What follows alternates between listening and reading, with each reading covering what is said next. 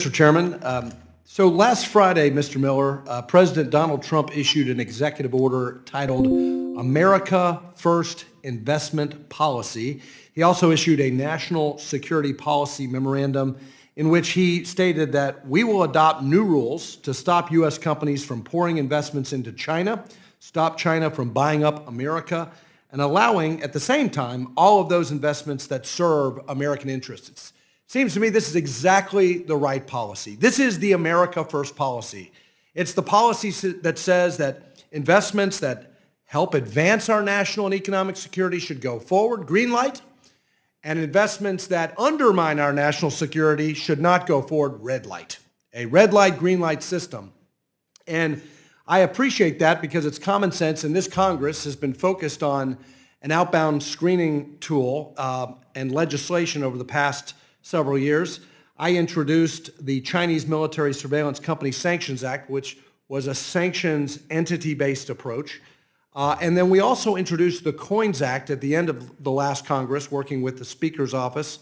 It was a bipartisan effort and a bicameral effort, and we added an additional focus on specifically defined technologies.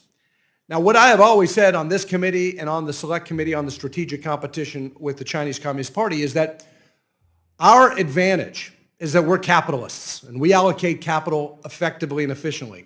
Their disadvantage is that they're communists and they misallocate capital.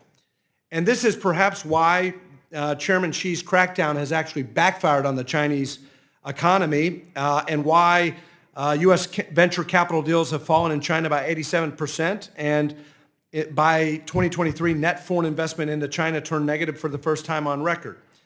But it's also true that U.S. investments made in China still are valued at about $127 billion. So I want you to address specifically this first comment you make in your written testimony, Mr. Miller, that overly broad investment restrictions could actually decrease economic security, and that policymakers should be mindful of the economic security value of outbound investments. Explain that a little bit.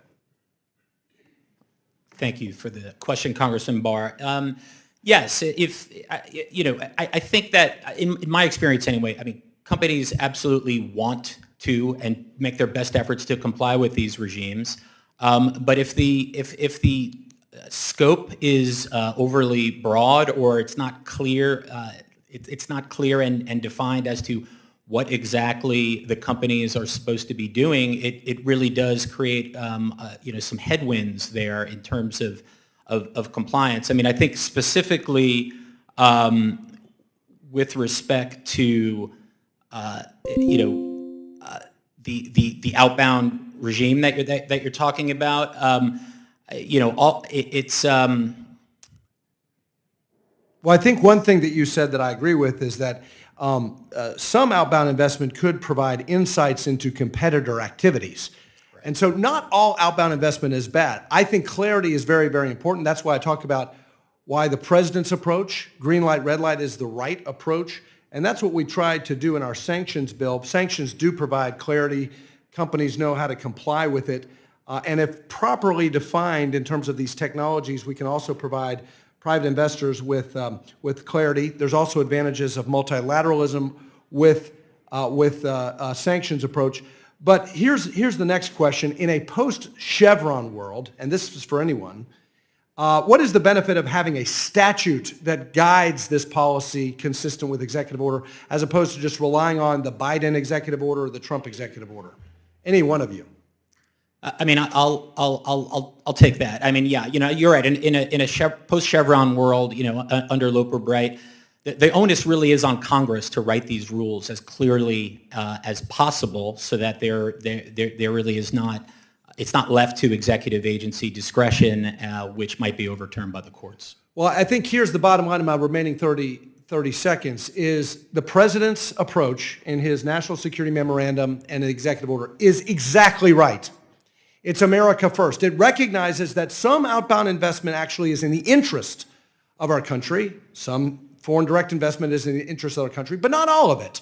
And so we need to provide clarity, and we need to do it through a statute consistent with the Treasury Department's guidance here. That's what we're going to be working on, and we invite the expertise of the panel to work with us on that, and we look forward to getting this policy exactly right.